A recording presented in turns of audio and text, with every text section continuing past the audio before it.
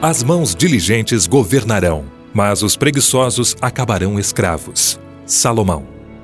Capítulo 2. Vale a pena perseverar. Durante a Depressão dos anos 30 nos Estados Unidos da América, um cartunista político desempregado escreveu para um dos principais jornais locais, pedindo trabalho. Ele foi prontamente avisado de que o jornal não estava precisando de um cartunista. Ao invés de deixar que a resposta negativa o desanimasse, aceitou a situação como um desafio. Sentou-se em seguida e desenhou uma charge nas costas de um cartão postal e enviou para o jornal. Cada semana, ele enviava uma nova charge. Após 52 semanas e 52 cartões, ainda não havia recebido nenhuma resposta e admitiu que estava quase desanimando. Recusou-se, porém, a ceder.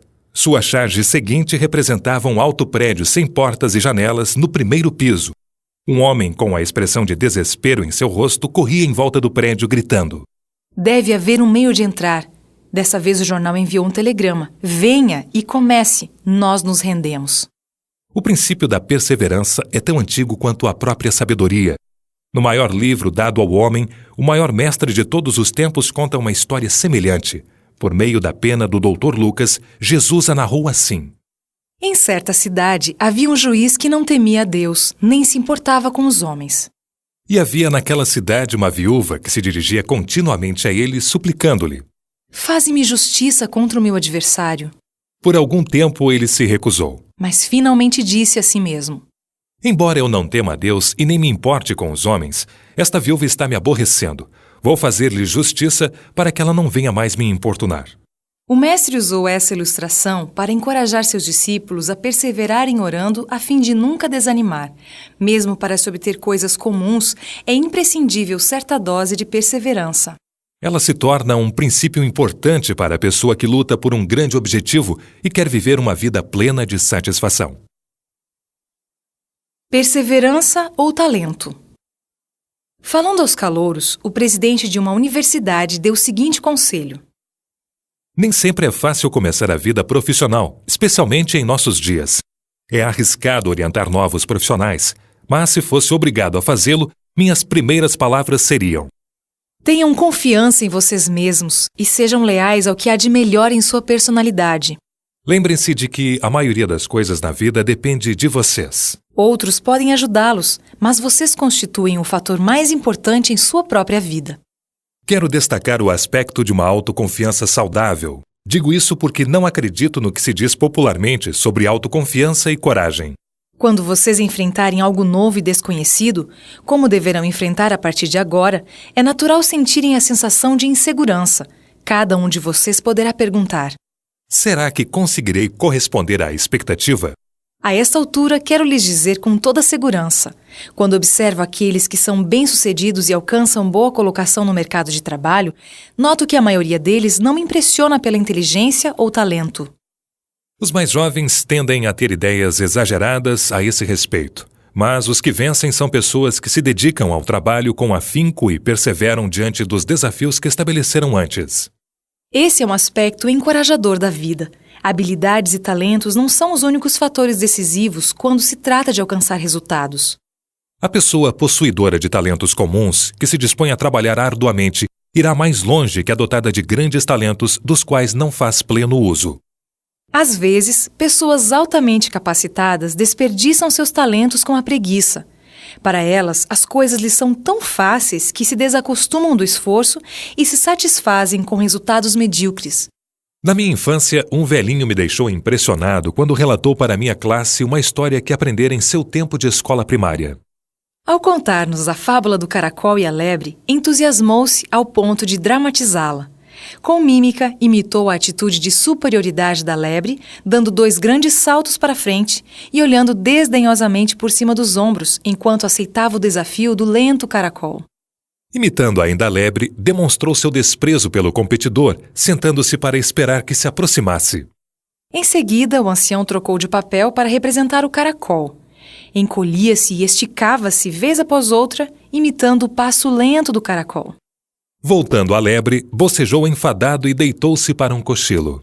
Agora, ele era o caracol outra vez, demonstrando como, centímetro por centímetro, perseverantemente o molusco avançava até cruzar a linha de chegada, sendo aclamado vencedor enquanto a lebre continuava dormindo. Essa dramatização continua vívida em minha mente depois de todos esses anos. Durante esse tempo, vi essa lição sendo demonstrada muitas vezes na vida de jovens e idosos. Pessoas talentosas deixam grandes oportunidades escaparem porque não se incomodam em fazer o esforço necessário. Todavia, surpreendem-se quando pessoas menos capacitadas passam à frente. Iniciando e terminando. Um adolescente ganhava boa parte de seu dinheiro cuidando dos jardins de seus vizinhos. Seu pai estava realmente curioso ao observar os métodos do rapaz. Por que você espera até que eles tenham começado a cortar a grama antes de perguntar se gostariam que você o fizesse? Perguntou-lhe o pai. Aprendi a não me apressar demais, respondeu o filho. Consigo a maior parte do meu trabalho aproximando-me de pessoas que já fizeram um bom pedaço, continuou. Quando estão pela metade, estão prontos a desistir. O momento em que a tarefa se torna mais difícil e a tentação de desanimar se torna mais forte pode ser o ponto em que o sucesso está mais próximo. É provável que você já tenha lido sobre as ricas descobertas de diamantes em Kimberley, África do Sul, há uns 100 anos. Na esperança de enriquecer depressa, muitos se dirigiram àquela região para tentar a fortuna. Cada um demarcou sua propriedade e começou a cavar. Muitos dos que chegaram cedo conseguiram grandes fortunas. A princípio, o trabalho era fácil e as pedras preciosas eram facilmente encontradas. Porém, depois de uns 2 anos, a maior parte da camada superficial havia sido peneirada e todo o tesouro colhido. Debaixo dessa camada havia outra de uma argila azulada e dura, que resistia às mais fortes mãos ou ferramentas. Poucos foram os que pensaram em atravessar essa camada aparentemente impenetrável. Um após o outro, os homens foram abandonando seus campos ou vendendo-os por ninharias para qualquer um que fosse suficientemente tolo para comprá-los. Logo se espalhou a notícia de que o campo de diamantes estava esgotado. Barnett Barnato era proprietário de uma lojinha perto do campo de diamantes. Havia chegado tarde demais para adquirir um terreno daqueles. E agora seus negócios estavam declinando à medida que os homens abandonavam os campos.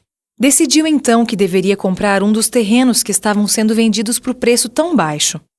Um dia, enquanto tentava abrir uma brecha naquela argila dura como pedra para ver o que havia ali debaixo, notou que alguém o observava.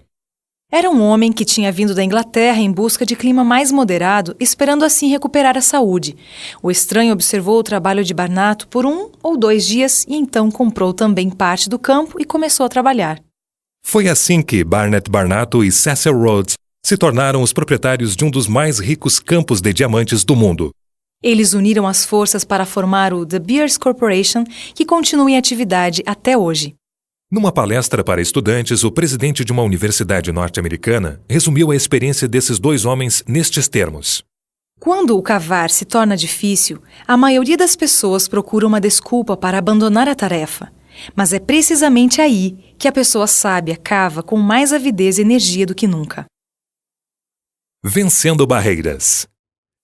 Certo engenheiro que gostava de dizer tudo o que vale a pena ser feito, vale a pena ser bem feito, visitou um hospício. Nos jardins, encontrou um paciente que estava serrando um toco de madeira. Depois de observar por alguns minutos, notou que o doente não estava avançando no trabalho. Aproximando-se, descobriu surpreso que o homem usava a serra com os dentes para cima. Por que você está segurando a serra desse jeito? Perguntou o engenheiro. É simples, sorriu o paciente.